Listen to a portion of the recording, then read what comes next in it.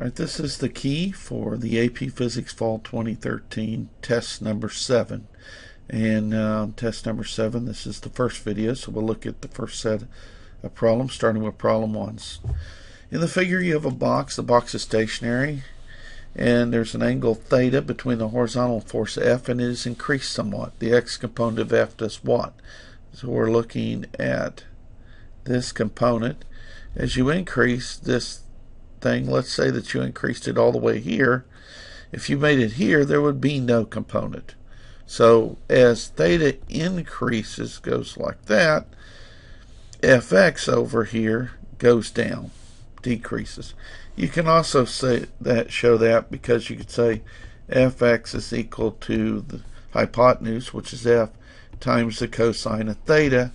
And as the cosine of theta goes down, as theta goes up. So you increase the angle, you make the cosine go down, which makes fx go down. So that's just a trig problem. Number B. If the angle theta between the horizontal and the force is increased somewhat, does the force supplied by the table upon the block increase, decrease, or remain the same? So remember, we've got a normal force. That's what they're talking about. And we've got this force F here with theta. So N minus F sine theta has got to equal MAY, but that's 0. So N is equal to F sine theta. As theta increases, the normal force increases. Another way, without doing it so much math, is simply say, hey, look, if it was like this, the normal force wouldn't have to hold up W. It would have to hold up, and I've left off something, by the way. I forgot minus W. So it, of course, also has to hold up the weight. If the force angle was 0, then it would only have to hold up the weight. As this thing moves over like this, the normal is pushing up, the weight's pushing down, but you've also got this force F pushing down. So it's got more arrows down, therefore N has to go up. So this is increase. A little sloppy, but hopefully you get the idea. Problem number 2. A brick slides on a horizontal surface. Which of the following will increase the frictional force on it? Now in friction, remember, if it's sliding, the kinetic friction is equal to mu kinetic times N. So it depends on the normal force. The things about the surface are in here. What's not is Fk is not a function of area. It is not a function of speed. So the first one, decreasing the surface contact, no, doesn't depend on area. Doesn't depend on surface area again. Decreasing the mass of the brick, putting a second brick on top of it.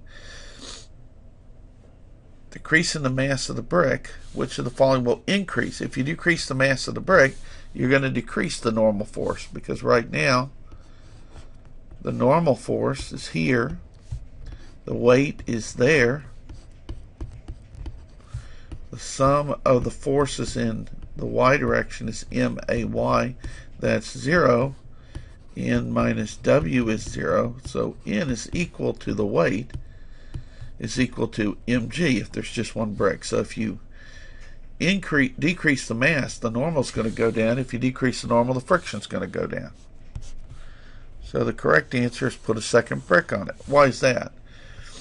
Well, if you put a second brick on it, then you have the weight 2 held up by normal 2 for the brick, and you can work that out and show that weight 2 is equal to the normal 2.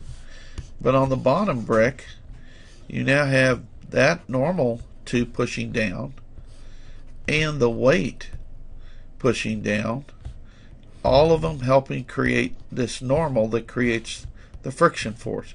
So these two will increase, causing the table to have to put up. In other words, the table has to hold up all the weight, and the weight went up. So the normal goes up, therefore the friction goes up. Problem number 3. The coefficient of kinetic friction is in the direction of the frictional force. Kinetic friction is not a force. It doesn't have a direction. A coefficient of kinetic friction is a scalar.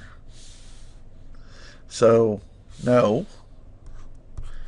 It's in the direction of normal force. Same reason, not a vector. It's the ratio of force to arrow. No. None of these. Mu is equal, in the case of kinetic, to the kinetic friction force divided by the normal force. It doesn't depend on area, and it's not a vector. Not a vector. So it has no direction. Number 4, which of the following 5 graphs gives the correct relationship between the magnitude of a particle's acceleration and the particle's radial distance if the particle moving in a circle at constant speed? Well, the acceleration is equal to v squared over r. So that means it's proportional to 1 over r. As r gets bigger, a should go down. This doesn't go down, doesn't go down, doesn't go down, doesn't go down. Only one, that as you make r bigger, does a go down. It's the only possible graph that works. An object moves in a circle. If the mass is tripled, the speed halved, and a radius unchanged, then the centripetal force may change by a factor of. Well, let's first solve the first one. F1 is equal to m1 v1 squared over r. In F2, it says it has the same radius. That's why I didn't need a subscript. For the mass, it says the mass is tripled, so it's 3m1. It says that the speed is halved, so it's v1 over 2 squared. So F2 is equal to 3/4 m1 v1 squared over r is 3/4 F1. So that answers that question. Next one. The baseball player. So this one's actually not a multiple choice type prayer. We're actually getting to an actual problem involving solving. So here it says a baseball player mass 79 kilograms. I'll have the baseball player like this. He's got a weight. He's got a normal. We'll see the baseball player sliding in the second this way, so the friction force would oppose that. I know the friction force is equal to mu k n. It says he is retarded by a frictional force of magnitude 490 newtons, so I know F, it's 490 newtons. I just need to find the normal force. Sum of the forces in Y is MAY, but that's 0. So normal minus W is 0. Normal is equal to W is mg. Friction force is equal to mu k times mg. Mu k is F divided by mg. 490 newtons. 79 kilograms, 9.8 meters per second squared. Punch all that in and I get 0.633 for the coefficient of kinetic friction. And that solves the first 6 problems on this exam.